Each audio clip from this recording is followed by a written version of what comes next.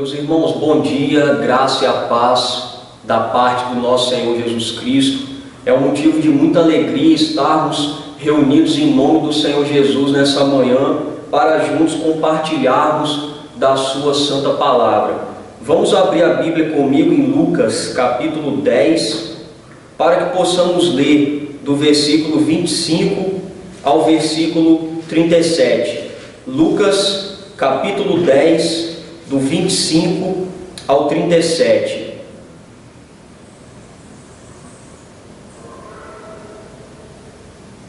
O texto sagrado diz assim: E eis que certo homem, intérprete da lei, se levantou com o intuito de pôr Jesus à prova e disse-lhe: Mestre, que farei para herdar a vida eterna? Então Jesus lhe perguntou: Que está escrito na lei? Como interpretas? A isto ele respondeu: Amarás o Senhor teu Deus de todo o teu coração, de toda a tua alma, de todas as tuas forças e de todo o teu entendimento, e amarás o teu próximo como a ti mesmo. Então Jesus lhe disse: Respondeste corretamente, faze isto e viverás. Ele, porém, querendo justificar-se, perguntou a Jesus: Quem é o meu próximo?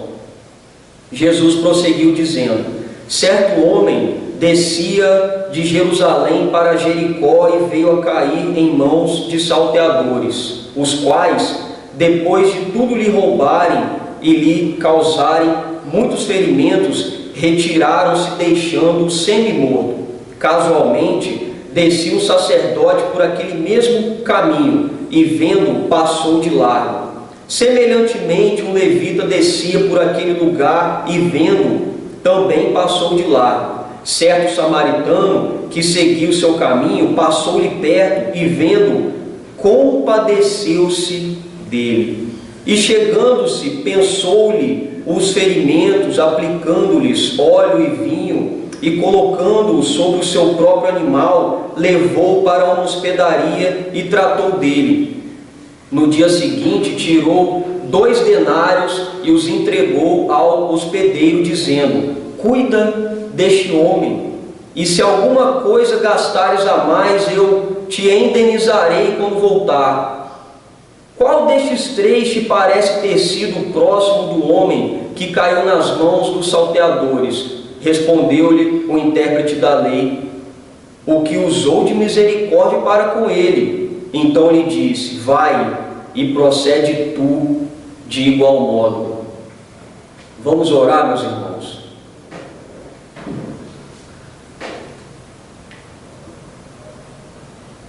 Senhor Deus, soberano e eterno Pai, em nome de Jesus Cristo, nosso Senhor e Salvador, e pelo Teu Santo Espírito, que o Senhor possa iluminar nossa mente, o nosso coração para compreender a Tua palavra nessa manhã.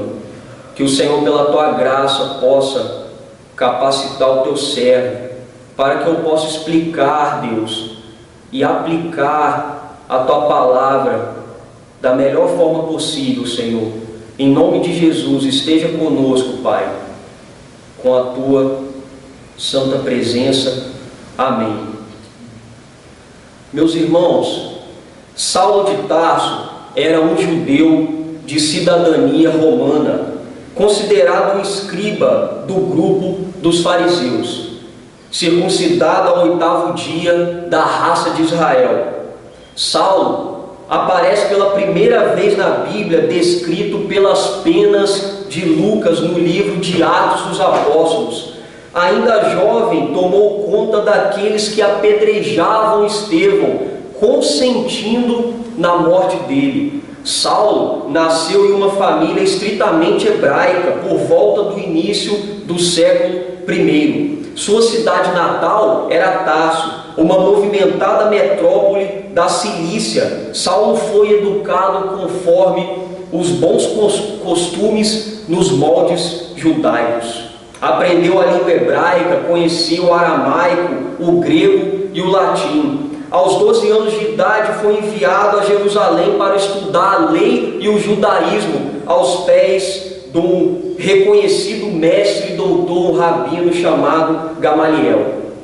a chegar à idade adulta, tornou-se um dirigente no judaísmo, um exímio e irrepreensível conhecedor e cumpridor da lei e dos costumes judaicos da época.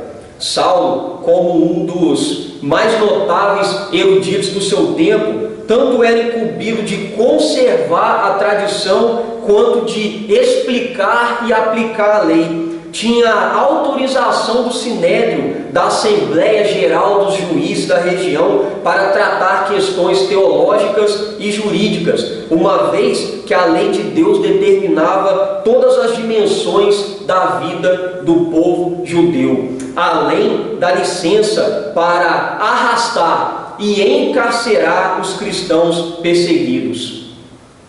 Saulo era implacável perseguidor da Igreja de Cristo. Embora aguardasse uma era messiânica, ou seja, a vinda de um Messias Salvador, não admitia um Messias que fosse fraco politicamente e que havia sido crucificado, segundo o conhecido erudito da Bíblia, F.F. Bruce. Abre aspas. Enquanto Estevão dizia que o novo havia chegado e que o antigo deveria desaparecer, se referindo ao judaísmo e o cristianismo, Saulo dizia e lutava exatamente pelo contrário. Fecha aspas. Este homem, mesmo sendo sábio e perspicaz em sua extrema devoção à lei e à religião, era miseravelmente cego e incapaz de compreender a graça de Deus. Embora o terceiro evangelho não exponha de forma clara o nome de seu autor, a tradição cristã e outros textos das Escrituras nos indicam que seu escritor foi de fato Lucas, o livro no qual nos acabamos de ler aqui, um homem do qual o apóstolo Paulo chamou o médico amado e seu cooperador. Lucas era provavelmente um gentio, ou seja, um não-judeu, o único autor gentil do Novo Testamento, um homem versado na cultura grega, talentoso escritor de alma afetuosa. Era uma pessoa amável, compassiva, um exímio historiador que coletava diligentemente ricas orientações e informações das testemunhas oculares por onde ele passava. Companheiro de Paulo em várias ocasiões, desde sua segunda viagem missionária até sua primeira prisão em Roma. Um amigo leal que permaneceu com ele, mesmo depois de outros terem abandonado.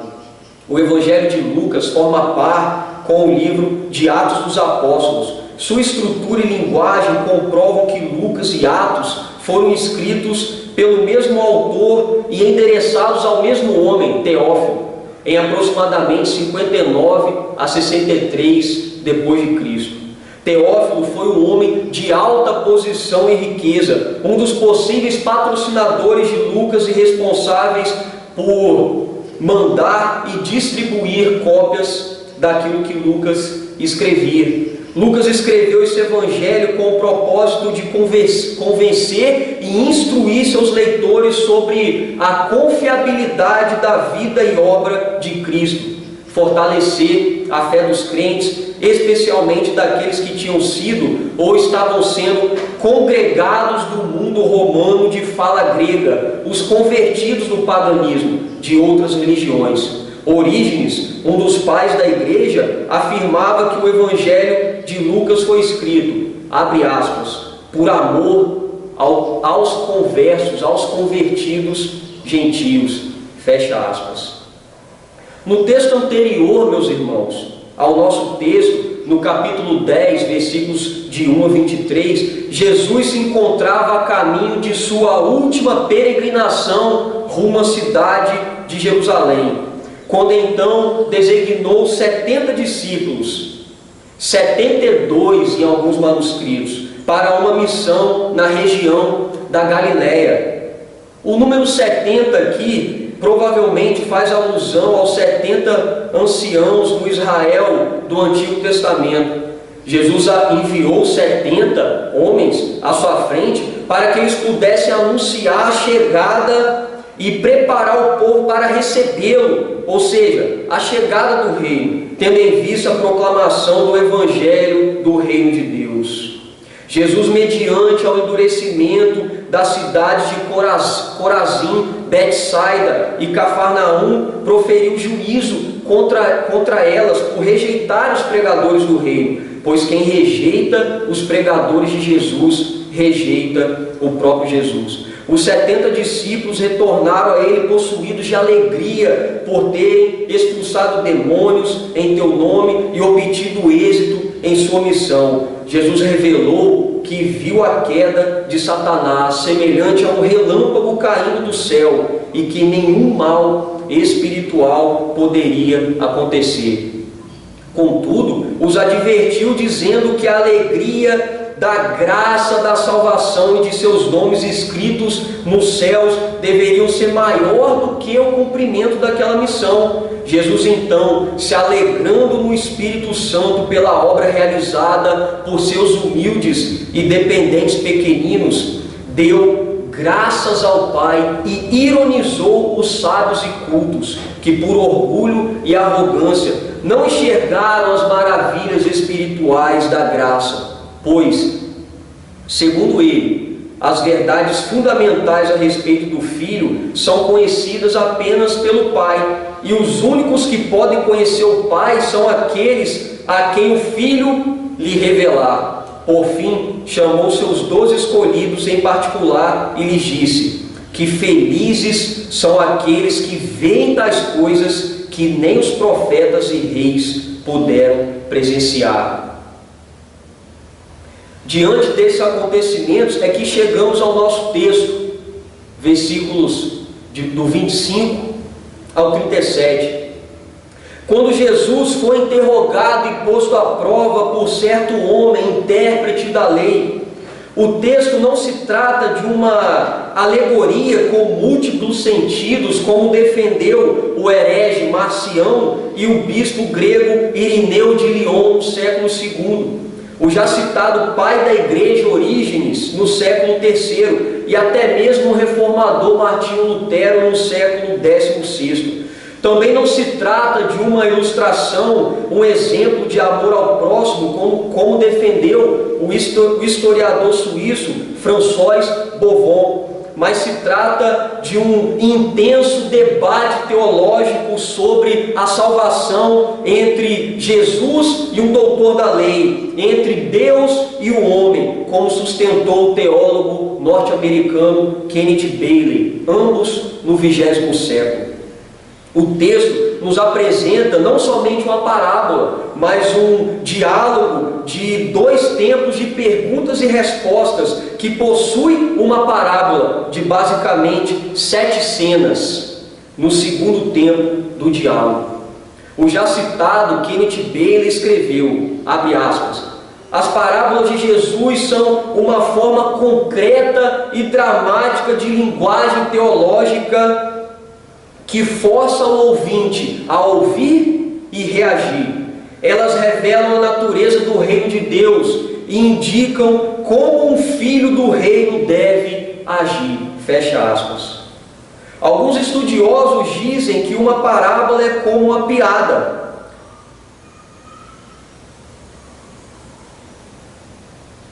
Se você precisar explicá-la, ela já falhou. De certa forma, eles têm razão, mas não quando se trata de uma das parábolas de Jesus, que possui verdades valiosas, inestimáveis e eternas, ensinadas há aproximadamente 2000 anos atrás para um povo e cultura diferentes, que por obra da providência de Deus foi preservada até os dias de hoje para nos exortar, ensinar e edificar. O nosso texto contém uma dessas parábolas, que tem como intuito nos mostrar que o legalismo, a religiosidade e o orgulho enraizado nos nossos corações evidenciam a nossa incompreensão da graça, o favor salvífico de Deus. Sob esta perspectiva, eu pregarei a incompreensão da graça. O que faz com que a graça nos seja incompreensível? Veremos 3 motivos que fazem com que a graça nos seja incompreensível. Em primeiro lugar, a nossa confiança na lei para a salvação. Como nós podemos ver aqui no versículo 28, então Jesus lhe disse: respondeste corretamente, faze isso e viverá. Essa foi a resposta que confrontou e encurralou o intérprete da lei logo no primeiro diálogo com Jesus. No versículo 25 está escrito: e eis que certo homem. O texto se inicia com um conectivo indefinido. E eis que, dando continuidade ao relato anterior, alguns instantes após as manifestações da graça de Deus aos humildes, um homem identificado como intérprete da lei, um escriba, provavelmente um membro da seita judaica dos fariseus. Esse homem se levantou e pôs Jesus à prova. Segundo o professor da Bíblia, Mary Tenney, abre aspas, os escribas eram peritos da lei e os fariseus procuravam prestar completa obediência a todos os preceitos da lei oral e escrita. Fecha aspas. Naquele tempo, o ato de um homem se levantar em direção ao outro era um sinal de respeito e reverência. Mas os atos daquele homem não correspondiam com aquilo que estava no seu coração. Se levantou não com humildade para aprender de Jesus, mas com falsidade para testá-lo. E disse-lhe: mestre, que farei para herdar a vida eterna? O que posso fazer para ser salvo? Sua pergunta, meus irmãos, não foi sincera. Este homem era legalista, confiava em sua capacidade total do cumprimento da lei para ser salvo, depositava sua segurança naquilo que ele poderia fazer. Jesus, sabendo disso, lhe respondeu no versículo 26 com outra pergunta: o que está escrito na lei? Como interpretas? E quando o homem, no versículo 27, no versículo 27, apressadamente cita a lei: amarás o Senhor teu Deus de todo o teu coração, de toda a tua alma, de todas as tuas forças e de todo o teu entendimento, e amarás o teu próximo como a ti mesmo. É exatamente isto que a lei exige. O homem, vítima do seu auto-engano, acreditava que era um fiel cumpridor da lei e merecedor da salvação, como ensinava um rabino da época chamado Hillel, abre aspas. Ele dizia assim: aquele que ganhou para si as palavras da Torá, da lei, ganhou para si a vida do mundo vindouro. Porém, Jesus mostra que não. Jesus, vendo a arrogância e obstinação no coração do homem e sabedor de sua incapacidade de cumprir perfeita e continuamente a exigência da lei para ser salvo, disse-lhe no versículo 28: respondeste corretamente, faze isto e viverás, continue assim e obterás vida. Jesus, ele confrontou aquele homem e ordenou-lhe: já que você é capaz, faça isso. Ame a Deus e a seu próximo continuamente, com a totalidade do seu ser. Ironicamente perguntou-lhe: será mesmo que você é capaz? O nosso coração, meus irmãos, é como um porão cheio de monstros. E a lei de Deus é como uma luz que ilumina esse porão. Ele não aniquila os monstros do nosso coração, mas revela o quanto somos incapazes e pecadores, e o quanto necessitamos da graça de Deus para sermos salvos. O problema não está no princípio divino de que a perfeita obediência à lei tem como resultado a vida eterna. Afinal, a lei é santa e o mandamento é santo, justo e bom. Romanos 7,12. E aquele que observar os seus preceitos, por ele viverá. Gálatas 3,12. O problema não está na lei, o problema está em nós, em nossa natureza caída e corrupta, em nossa incapacidade natural de cumprir as exigências da lei para sermos salvos. Como está escrito, sabemos que a lei é espiritual.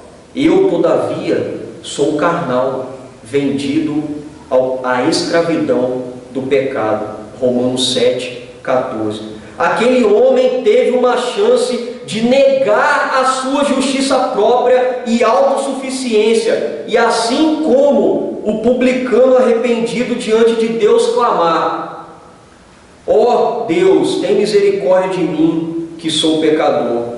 Lucas 18,13.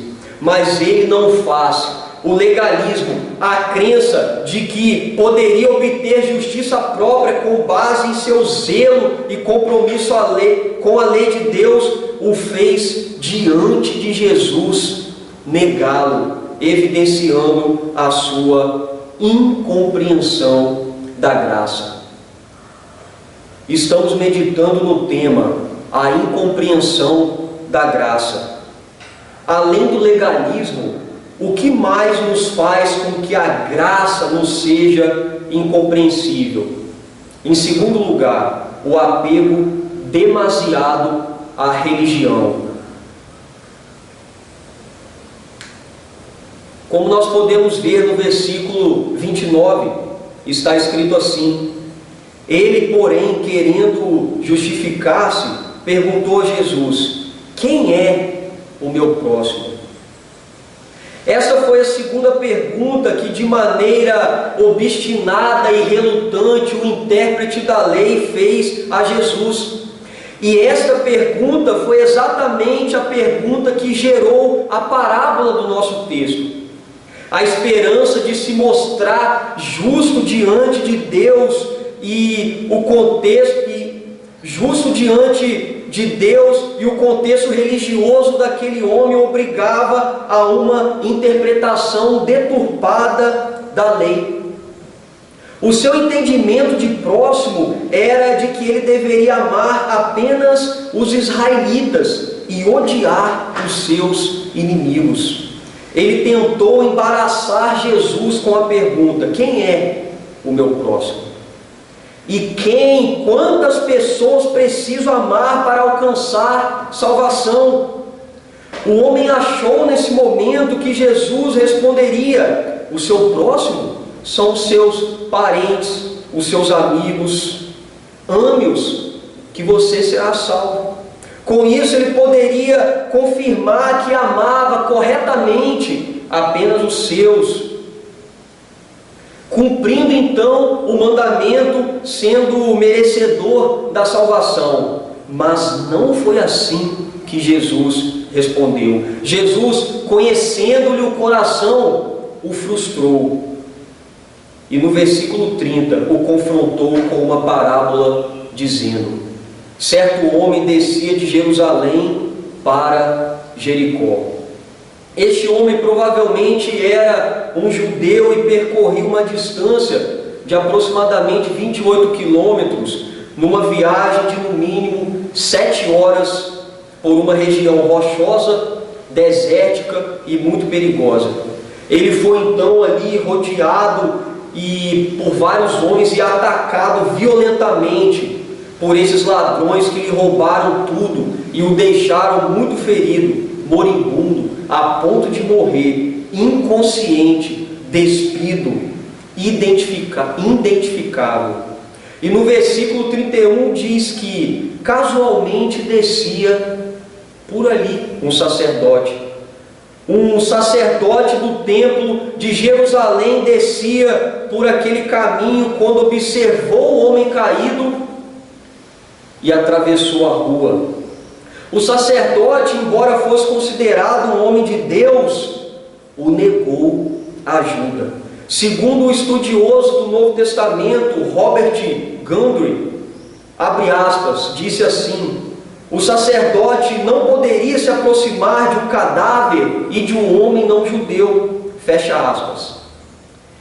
Esse homem deveria manter distância de 4 côvados, aproximadamente 1,62 m, para não se contaminar. Ele não conhecia a etnia daquele homem, receava que estivesse morto e temia uma possível contaminação e a perda de certos privilégios no templo, como os benefícios dos dízimos, além da humilhação pública de retornar contaminado ao templo e ter de passar por um constrangedor processo de purificação para retornar às suas atividades. Porém, na lei judaica, salvar uma vida supera todas as outras leis e atribuições religiosas. Ele deveria demonstrar misericórdia aos carentes, aos estrangeiros e até aos seus inimigos. Segundo o escriba Ben Sirac, que viveu no ano 190 a.C., abre aspas, a ajuda oferecida a pecadores podia ser considerada como uma ação contra o próprio Deus, que detesta pecadores, fecha aspas. Esse era o pensamento predominante na época. É possível que o sacerdote estivesse enganosamente seguindo os ensinamentos deste homem, sendo assim vítima de um sistema ético religioso corrompido e do endurecimento do seu próprio coração. No versículo 32, de maneira semelhante, diz que um levita descia por aquele lugar. O levita, que era auxiliar dos sacerdotes, também descia por ali. E ele também recusou ajudar o homem. Segundo o teólogo alemão Joaquim Jeremias, abre aspas, ao levita era requerido apenas observar a pureza ritual no curso de suas atividades litúrgicas, fecha aspas. O ato de desamor foi falsamente justificado por seu senso religioso.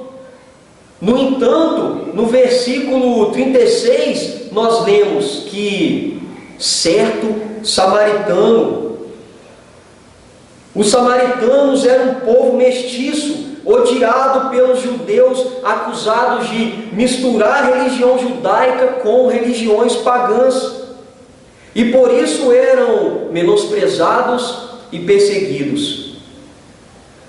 Um samaritano seguia também por aquele caminho, mas ao contrário dos outros homens, ele se aproximou, se aproximou desse homem, compadeceu-se dele.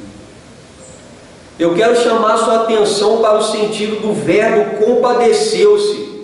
Na época denotava entranhas, as partes internas, um ato de sacrifício. Isso significa que o homem foi profundamente mexido em seu interior e ele agiu como se doando, como um verdadeiro sacrifício em favor do outro. O seu coração se condoeu, ele teve compaixão e demonstrou misericórdia. Assim, no versículo 34, chegando-se, pensou-lhe os ferimentos. Ele se aproximou e prestou os primeiros socorros, enfaixando-lhe as feridas, aplicando óleo e vinho, amparou aquele homem. Quero te chamar a atenção novamente, porque a linguagem de óleo e do vinho não foi utilizada apenas para especificar elementos medicinais. Segundo o professor John Derrett, abre aspas, o óleo e o vinho eram elementos sacrificiais na adoração do templo. Fecha aspas. O sentido do verbo aqui, derramar, provém de uma linguagem litúrgica da época. O sacerdote e o levita derramavam óleo e vinho sobre o altar da adoração no templo, a chamada oferta de libação, mas foram incapazes de ajudar aquele homem. Porém, o odiado samaritano, no ato de amor sacrificial, pois a sua vida também corria risco naquela estrada, num exemplo de sacrifício vivo, pois ele abnegou de segurança, tempo e recursos pelo homem, derramou óleo e vinho sobre o altar das suas feridas, uma verdadeira oferta de adoração aceitável a Deus. O samaritano, que era considerado impuro, agiu com pureza de coração. Considerado incrédulo, não negou a fé. Tido como um idólatra, adorou a Deus. Após isso, colocou o homem sobre o seu próprio animal e o levou para uma hospedaria para assim cuidar melhor dele. No versículo 35. No dia seguinte, após cuidar do homem durante a noite, o samaritano pagou ao dono da hospedaria 2 denários, um valor equivalente a 2 dias de trabalho, para que o homem continuasse o tratamento, e ainda disse: se alguma coisa gastares mais, eu te indenizarei quando voltar. O sacerdote e o levita amaram mais a religião do que o Deus da religião. Foram mais comprometidos aos ritos religiosos do que com o necessitado. Temeram mais desagradar os homens do que a Deus.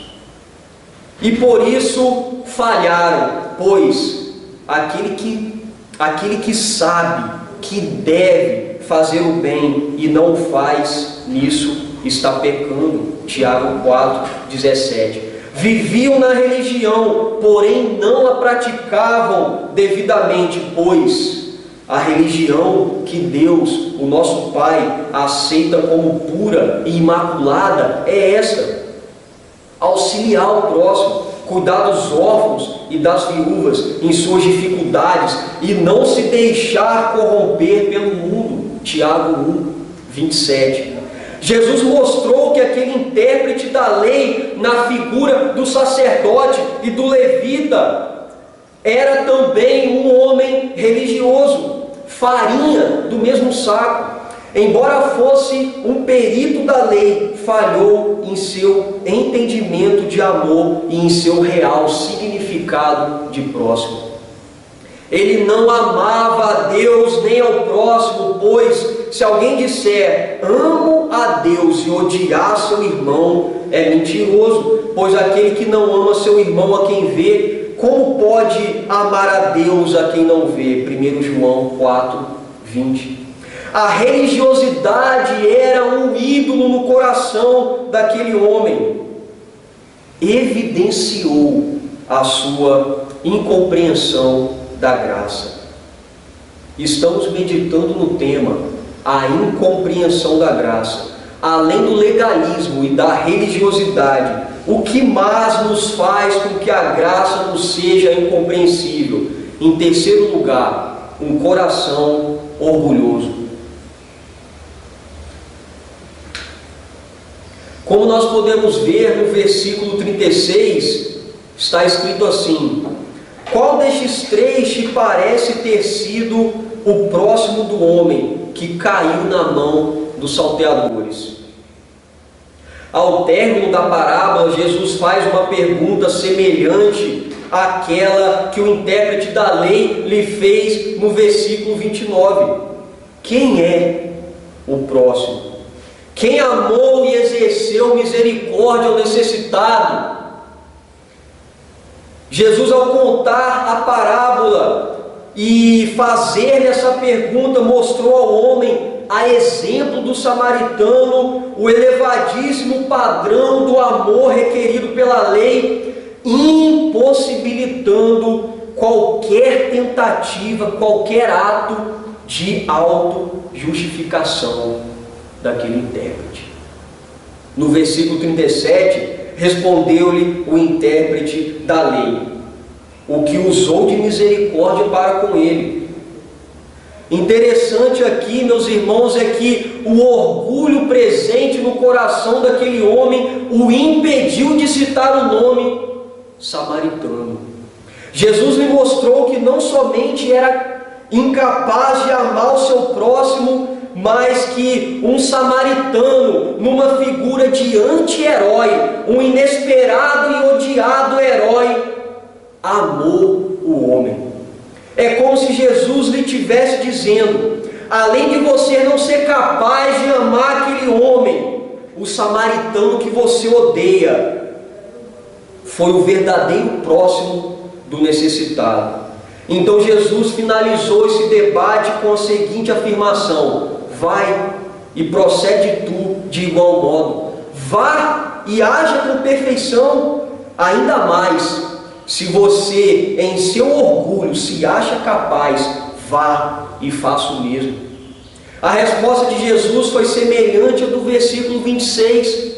As perguntas e os temas da parábola, eles vão se encontrando. Faze isto e viverás.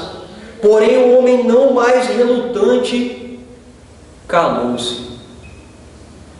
Jesus sabia que aquele homem não tinha nenhumas condições de ir e fazer o mesmo, e foi exatamente isto que pesou em sua condenação. Jesus, no versículo 21, havia dito: graças te dou, ó Pai, Senhor do céu e da terra, porque ocultaste essas coisas aos sábios, e instruídos e a revelaste aos pequeninos. O próprio Deus ocultou a compreensão da graça aos orgulhosos. O coração do homem continuou duro, não quis ir a Cristo para terdes vida. João 5:40. Era orgulhoso demais para isso. Queria leis, regras, obras, externalidades. Era incapaz de compreender a graça de Deus. Meus irmãos, o orgulho foi o combustível que inflamou o coração de Satanás e o arremessou nas mais densas trevas por toda a eternidade. Da mesma maneira tem inflamado o coração de muitos. Os seus corações são de pedra, incrédulos. As suas mentes cauterizadas, insensíveis, os seus joelhos atrofiados, incapazes de se dobrar. O padrão de amor que necessitamos alcançar é elevado demais. Se quisermos a vida eterna por este caminho, é isto que Deus requerirá de nós. A pergunta é: quem é capaz de cumprir tamanha exigência? Quem chegará ao padrão de perfeição? Quem poderá alcançar justiça própria e salvar a si? A esta resposta, ninguém. Não há um justo, nenhum sequer. Romanos 3:10. E todos nós, como imundo, somos como imundo, e todas as nossas justiças como um trapo de imundícia. Isaías 64:6. A parábola não se limita a ensinar de maneira exemplar sobre o amor ao próximo, muito menos que para alcançarmos a salvação devemos observar a lei e sermos amorosos e praticar boas obras. Pelo contrário, ela nos ensina que é impossível amar o próximo perfeita e continuamente, e por isso necessitamos da justiça de Cristo sobre nossas vidas. Apesar de tudo, o homem não se rendeu aos pés do Senhor. Consentiu em sua mente, mas não creu em seu coração. Não foi humilde. Continuou perdido. A soberba precedeu sua ruína, e a altivez do espírito sua queda. Provérbios 16, 18. O orgulho exacerbado evidenciou a sua incompreensão da graça. Diante do que foi exposto e das evidências apresentadas, quais lições podemos tirar do texto para a nossa vida?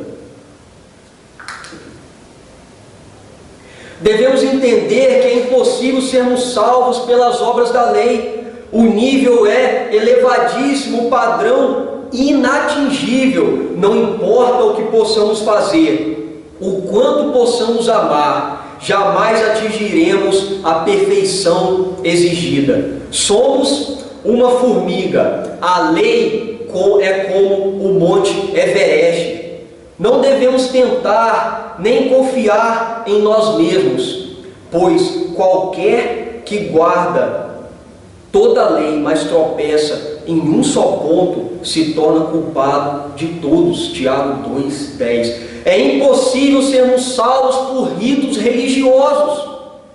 A religião pode alcançar um status em nossas vidas a ponto de superar o amor a Deus e ao próximo. Podemos cometer o erro de nos vestirmos com uma capa religiosa e pactuar com um sistema ético religioso corrompido e sermos escravizados por ele. É impossível sermos salvos se o orgulho estiver enraizado em nossos corações, nós nos enganando a ponto de buscarmos uma justiça própria. Jesus Cristo foi o único capaz de cumprir com perfeição toda a lei. Cristo nos resgatou da maldição da lei, fazendo-se Ele próprio maldito em nosso lugar. Gálatas 3:13. Contudo, não se aproxime de Cristo para testá-lo, mas sim para adorá-lo. Creia somente em Cristo para ser salvo. O homem não é justificado pelas obras da lei, e sim mediante a fé em Cristo Jesus. Gálatas 2:16. A fé em Cristo é que te faz compreender a graça, e a graça te faz crer em Cristo. Quando você é impactado por essa graça, você crê. E quando você crê, significa que compreendeu essa graça. Agostinho de Hipona defendia, abre aspas, crer para compreender, fecha aspas. Aquele que de fato compreende a graça e é salvo mediante a fé é aquele que se arrepende e abandona os seus pecados. A fé que salva é aquela que produz obediência, amor e boas obras. Não amamos e fazemos boas obras para sermos salvos, mas somos salvos por amor e para as boas obras. O Senhor Jesus impactou todo o sistema religioso da terra, entrou na estrada da nossa existência, mesmo quando éramos inimigos, estávamos como cadáveres caídos, feridos e abandonados. Ele não se importou com o que poderia sofrer, sarou as nossas chagas, estendeu a sua mão em nosso favor e nos levou para um lugar seguro, pagando a dívida pelo nosso pecado para que pudéssemos ter vida. O que é impossível para você é possível para Jesus. Ame mais a Cristo e o próximo do que os seus ritos religiosos.